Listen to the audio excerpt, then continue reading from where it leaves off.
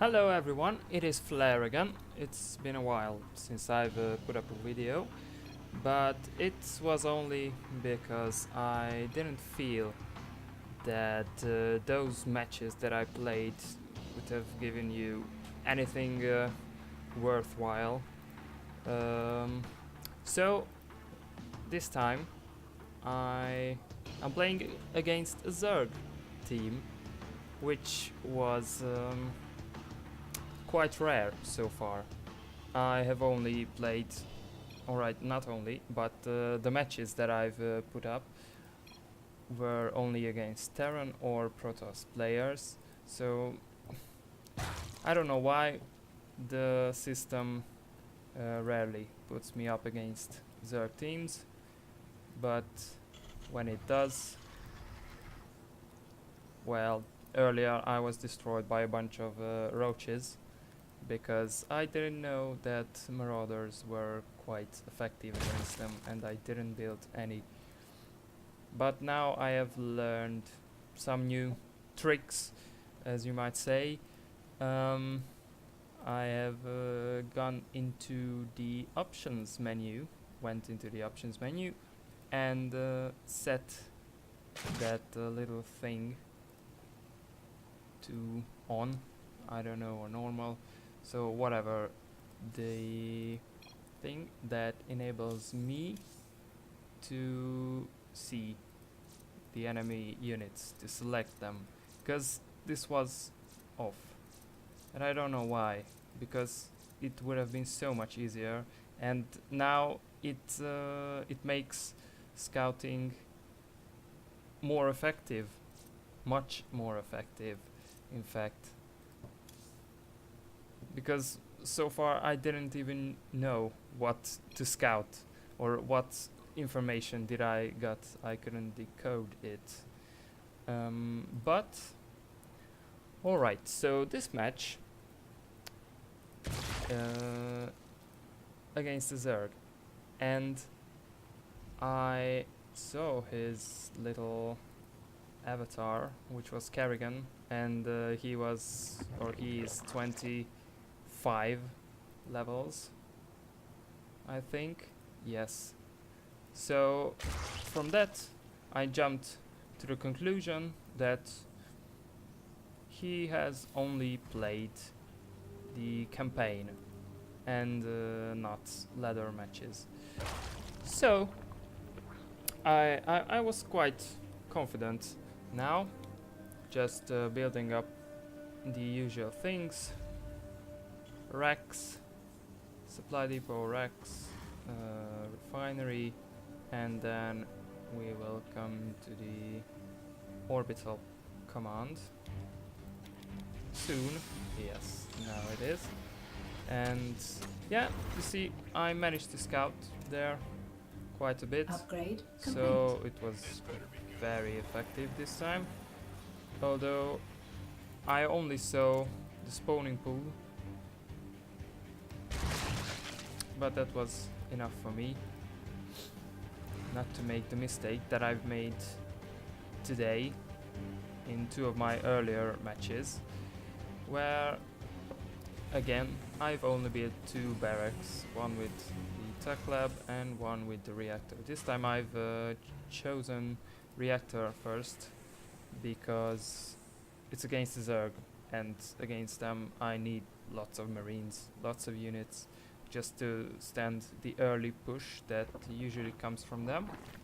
So let us see that early push. Yeah, as you can see, I am behind in the supply. If you just look at the worker supply, I have gone for an early expansion, which I think have been quite efficient in my honest opinion, because I got a lot more minerals from that, but unfortunately I wasn't able to concentrate on gas. So as you can see, yeah, just at the 7-minute mark I have built the second refinery, but it's alright. You see, I have my little marines, and as you go for production, I will soon have the Stimpack ability as well, which is the best, I think. Combat drugs, delicious. So, he has built up only Zerglings, mainly Zerglings, because he doesn't really have much else. But evolution chamber, yes, he is building the upgrades very concentrated, and I think you will see at the end. I don't know what he was trying to accomplish with this little Zergling push, but as you can see, army supply is 30, and as we go in,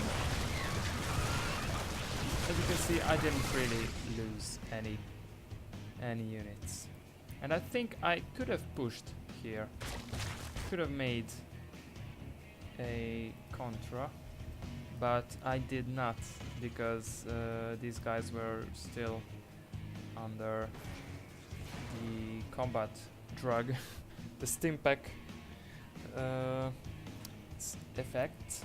So I have built a starport instead, so that I could get medevacs and then they could heal them up.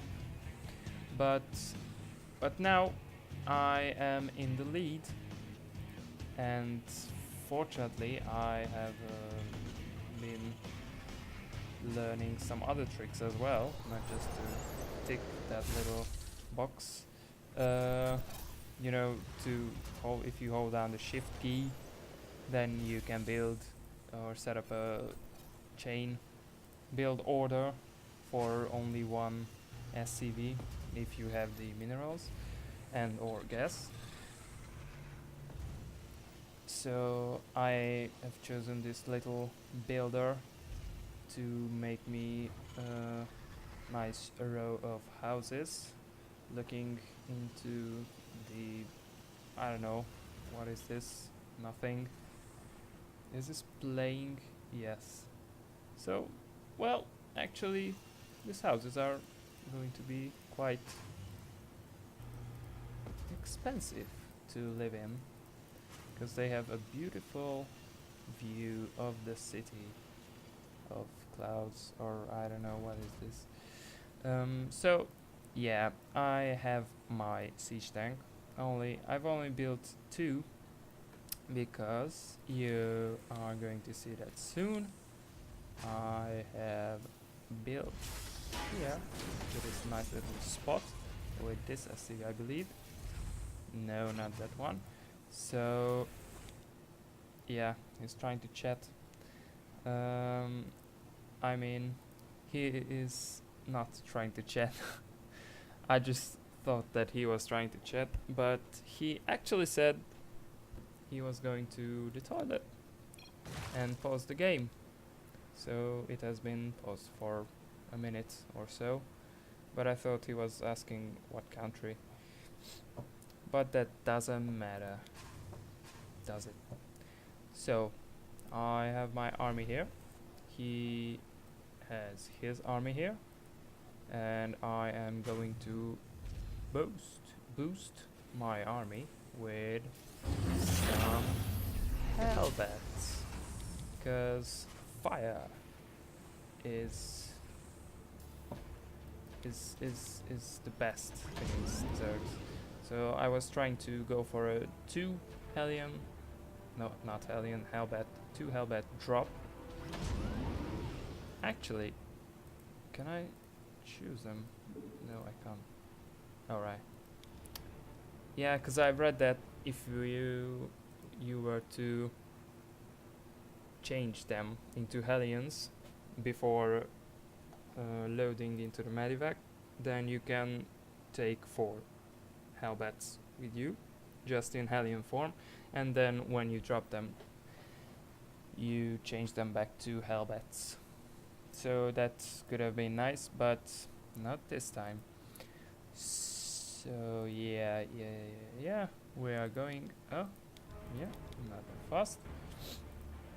And actually, even if this little drop mission wasn't that effective as I was hoping it to be, because you know, I came here, but I saw the hydralisks, and that was when I thought that by this time he might have used all of his minerals at the main base, so this drop Research wouldn't complete. really be that effective. Although here's a hydralis then, and infestation pit, which I don't even know. Oh, infestors. Oh, yeah, that could have been a thing to look out for. And I managed to spot this hatchery, which I believe he cancelled shortly after. Did he? No.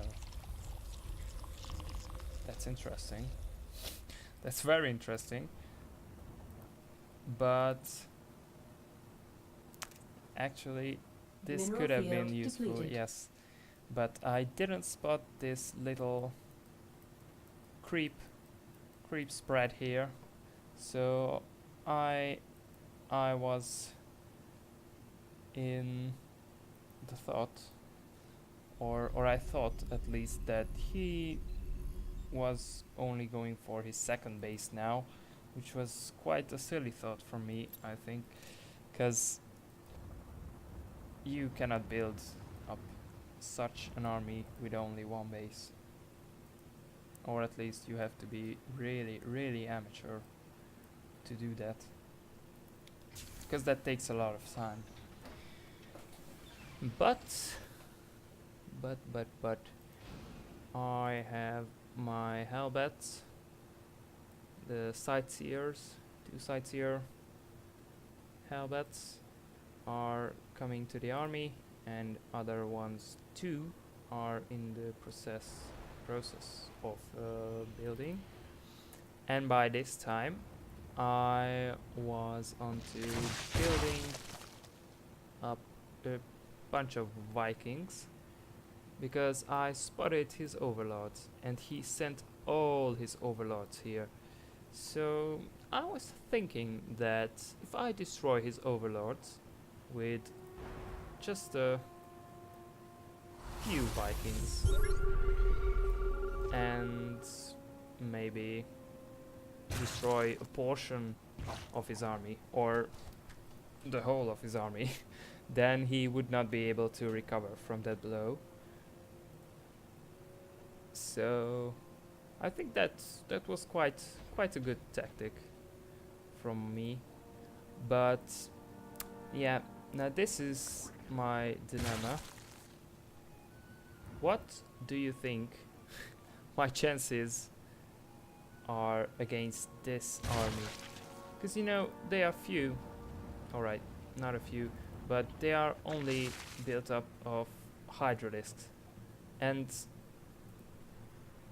although only hydralisks, but they are upgraded to max 3-3. So I don't know so far. But I was so hoping. Yeah, this is the time when he dropped out, unfortunately, and I have won, which I was so angry about this, because I just wanted to win a game. I just wanted to win. You see, this time I am ahead in army supply. Quite equal. Let's say equal in worker supply. But just look at this, with showing nothing. This army, I have... Alright, let's show this. What do I have? I have 70 marines with stimpaks and with 1-1 upgrades. 11 marauders. I didn't build up much of those guys. Neither of the siege tanks, but they have no upgrades. neither the Hellions, I keep calling them Hellions, Hellbats. But I have a bunch of Hellbats, 9 Hellbats, and actually so far I haven't even used them that much. Oh, and I have a Raven too. Alright, that's interesting. But my tactics would have been to move against, just move against his army. I think on land first, and then fly the Vikings into this Overlord party and crash the whole party. So, what do you think? What are your opinions about this match? Who would have won? Or would it have been over after this battle? Because I don't know, I am pretty much maxed out. Not if you look at upgrades, but I'm just curious if I could have won this match. Yeah, so thank you guys for watching, and I will see you next time.